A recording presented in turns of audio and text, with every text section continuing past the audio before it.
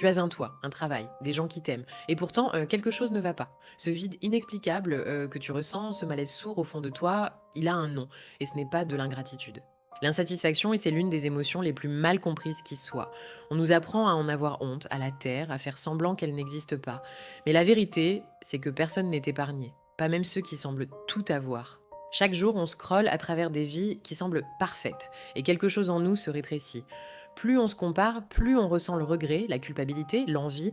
C'est un poison silencieux, et on y trempe nos lèvres sans même s'en rendre compte. Et si on s'était trompé depuis le début, l'insatisfaction n'est pas une émotion négative, c'est une émotion désagréable, c'est très différent. Elle ne dit pas que tu as échoué, elle dit que tu es capable de plus, que quelque chose en toi refuse de se contenter du minimum. La satisfaction, on la recherche comme si c'était le but ultime. Mais trop de satisfaction, c'est rester à quai, c'est refuser de lever les yeux vers l'horizon. L'insatisfaction, elle, nous pousse à lever l'ancre. Et c'est là que la vie commence vraiment. Ton insatisfaction te parle. Elle te dit que quelque chose dans ta vie ne correspond plus à ce que tu es vraiment, qu'une de tes valeurs profondes n'est pas respectée.